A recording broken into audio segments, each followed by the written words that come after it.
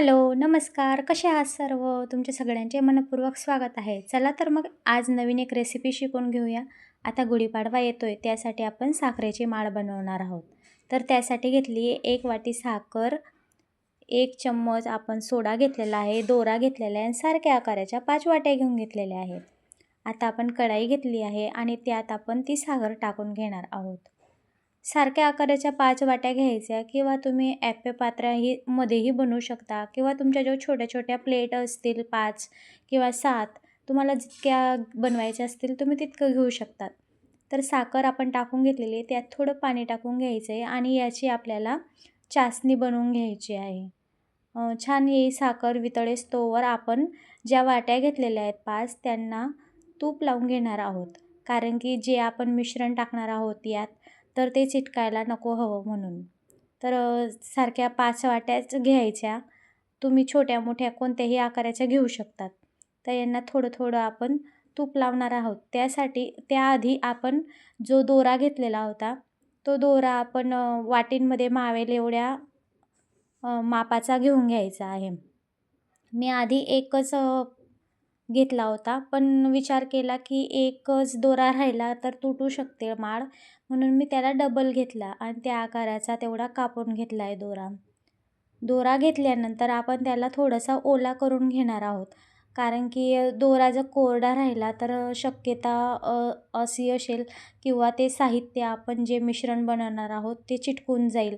म्हणून मी थोडा ओला दोरा करून घेतलेला आहे आणि वाटींमध्येही तो छान दोरा असा ठेवता येईल. तर अशा पद्धतीने आपण ठेवून घ्यायचा आहे आणि खालच्या साईडला तो चिटकायला हवा म्हणून या पद्धतीने आपण व्यवस्थित करून घ्यायचं आहे दोऱ्याला. तर पहा या पद्धतीने छान असा दोरा पसरवून घेतलेला आहे. माझ्याजवळ ही टुटी फ्रुटी होती रंगीबिरंगी. आता घरीच खाणार आहोत आपण ती साखरची माळ म्हणून मी काहीतरी नवीन बनवण्यासाठी म्हणजे कलरफुल दिसण्यासाठी छान याच्यात टाकून घेतलेले आहे. ऑप्शनल आहे, तुम्ही टाकू शकतात किंवा नाहीही टाकलं तरीही चालेल. पण माझ्याजवळ होती म्हणून मी यात टाकून घेतलेले आहेत. त्यामुळे कलरफुल दिसणार आपण जी साखरची माळ बनवणार आहोत ते. बघा असंच किती छान दिसतंय ना ते वाटींमध्ये टाकल्यानंतर. तर आपल्या एका साईडला आपण ती जी चासणी बनवायला ठेवली होती, ती छान साखर वितळत आली आहे आता. छान असं ढवळत राहायचं. साखरेचा पाक करायचा आहे आपल्याला एकतारी. तर पहा किती छान असं होत आहे आता पाक. आपण मध्ये-मध्ये चेक करतही राहायचं आहे आपल्याला त्यासाठी.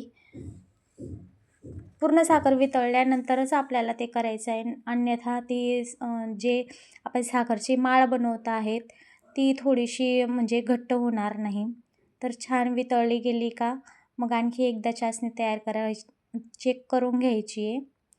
पहा छान गोळा बांधला जातो आहे म्हणजे आपली चासणी ही तयार होत आहे.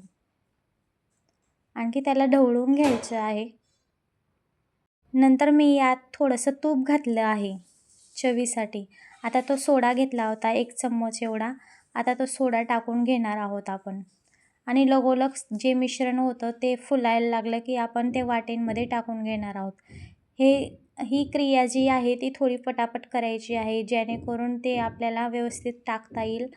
सगळं असं वाटींमध्ये छान टाकून घ्यायचं आहे.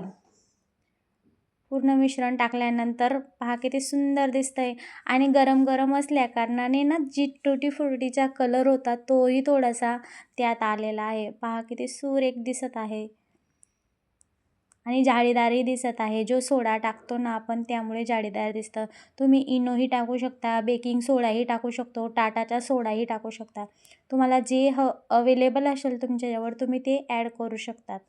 पहा एकदम छान दिसतंय. आता याला आपण रेस्ट करण्यासाठी थोडा आराम करण्यासाठी म्हणजेच ठेवणार आहोत. 10-15 मिनटं झाले की नंतर आपण यांना काढणार आहोत. त्यासाठी त्यांना सांगायचं बाबा थोडा तुम्ही आराम करून घ्या.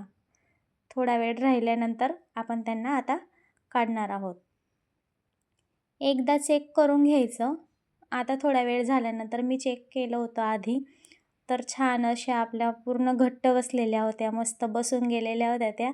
तर किती छान दिसतंय ना कलर. तर मी असं हळूहळू काढत होती. मला थोडीशी भीती होती की हे तुटणार तर नाही, पण छान अलगद निघाल्या. मग नंतर मी हळूहळू एक सर्व काढून घ्यायच्या आहेत त्यांना छान. पहा किती छान दिसत आहेत आणि निघायलाही आपण तूप लावलेलं होतं ना, म्हणून एकदम पटापट निघून जातात. किती सुरेख असे गोल आकार आलेले आहेत. तर अशा पद्धतीने छान आपण अशा साखरची माळ बनवून घेतलेली आहे. किती सुरेख दिसतंय. तुम्हाला कसे वाटले तेही नक्की कमेंट्समध्ये सांगा. पहा किती सुरेख दिसतंय ना.